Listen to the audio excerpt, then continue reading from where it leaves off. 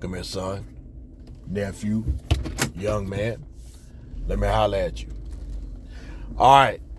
If you're not familiar with the education system and the political system, you need to pay close attention to follow what I'm talking about today.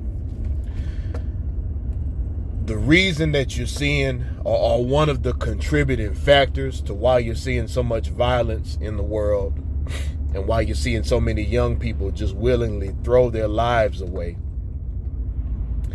in addition to the music telling them to quote unquote crash out and all this kind of stuff here, but they're actually doing it. Why? Well, here's part of the reason why. And you can't blame this necessarily on Republicans or Democrats. I'm a registered independent. I vote on issues and I vote based on policy, not based on party.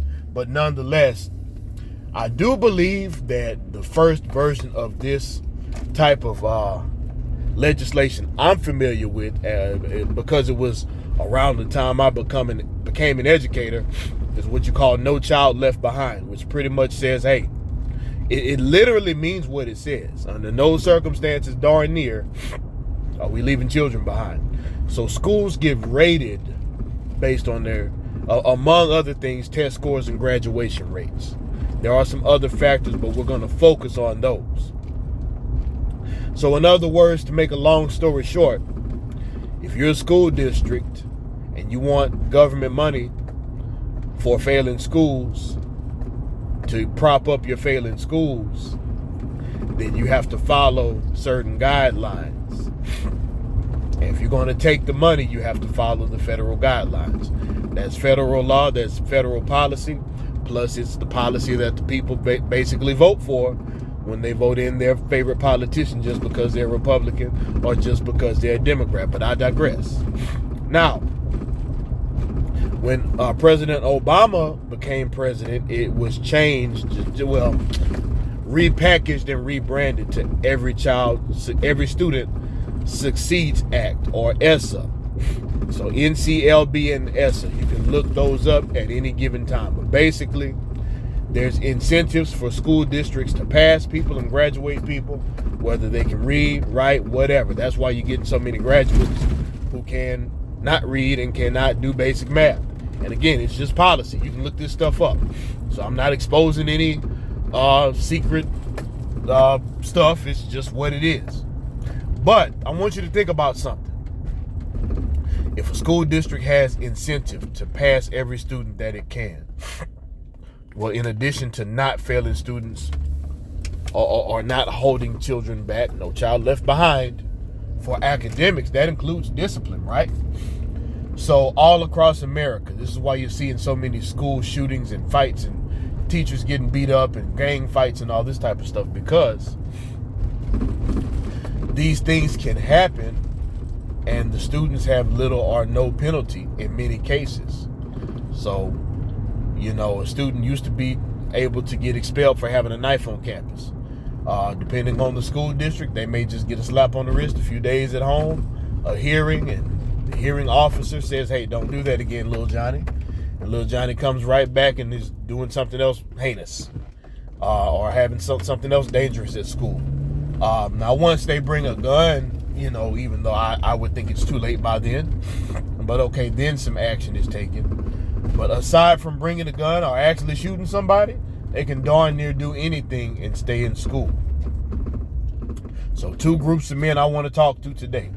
One, if you are a young man or whatever age man, and you went through school basically committing crimes on campus with no penalty, I want to let you know the real world is not like that. If the energy company doesn't get paid, they're not going to take the excuses. They're going to turn your lights off. If you don't have insurance and you wreck a vehicle, you lose your vehicle and you might even go to jail depending on how bad you hurt somebody. If you fight in a public place as an adult or you attack someone, you're going to jail. If you attack the police, they're going to beat you up or they may kill you. It's not going to be no adult left behind. Oh, they'll leave you behind, all right. And, for my young black folks, or whatever age black folks, you need to read the 13th Amendment. You've probably been told this numerous times. Now, whether or not you paid attention, I don't know. But essentially, the 13th Amendment dissolves slavery except if you are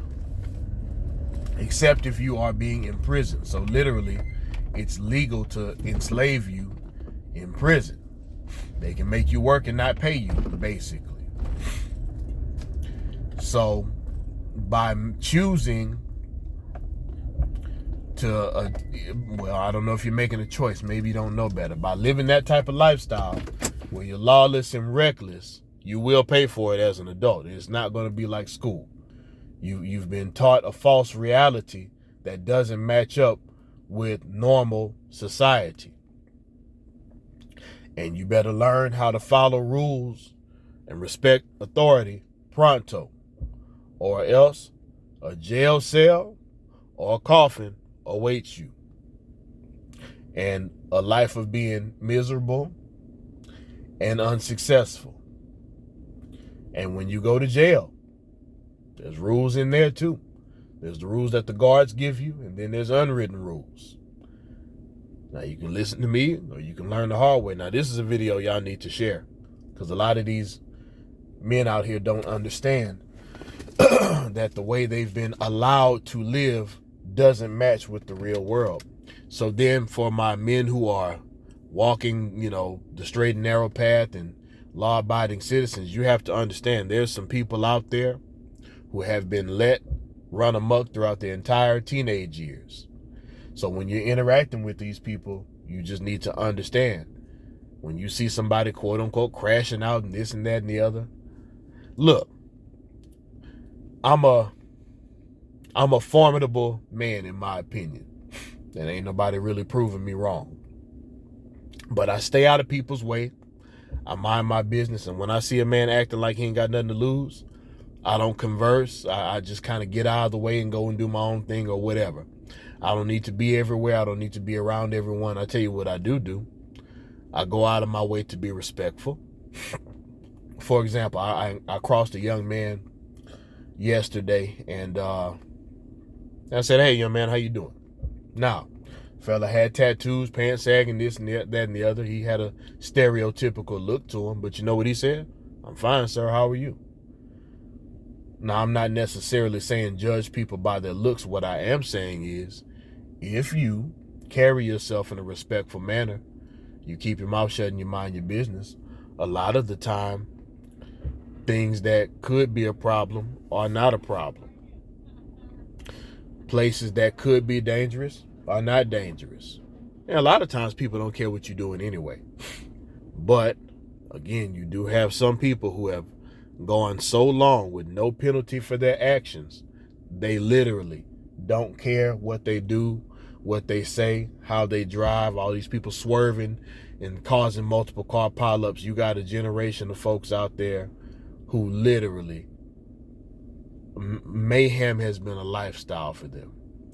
So understand what you're dealing with accordingly. This is worse than the man who has nothing to lose. This is a person who believes they can't lose anything and that they can do anything when they want and how they want, to whoever they want. So, I'll leave you with this. When the rules are explained in a boxing match or any type of combat sport, they tell you to protect yourself at all times. So I'm going to repeat the same sentiment. You can read between the lines, but this is the greatest tool you have in avoiding stupid stuff. Because I don't care if you come out on top on a stupid situation, it still costs money to go to court. And you don't need that. You need to be working and taking care of your family, running your business, whatever it is that you do to keep your livelihood what it is. Share this video because a lot of people don't understand what I'm talking about. You might think, some of you, if you come from an orderly household like I did, some people, this may be culture shock for you. But if you really think about it, that's your explanation to why some of the chaos in America is what we're seeing.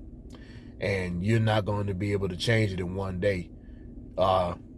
You do need to participate in the political process, and you do need to not be voting just because somebody's a Republican or a Democrat.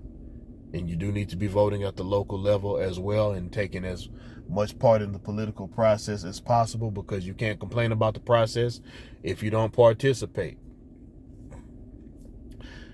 You're welcome to hit the like or the dislike button. This content needs to be shared. It may not go that far, but hey, if you can save one or two people from being reckless and destructive out there, or awaken some men and let them know, hey, there's some reckless and destructive people out here flying like the Angry Bird game, and you need to duck and let them Angry Birds fly over you and hit somebody else, I guarantee you can help somebody. I am indeed Big Chief Helicopter. That is my pronoun. I am a helicopter. That is my constitutional right, and you will acknowledge me as such, or I will soon. And as always, never lose the will to win, and never lose the will to survive.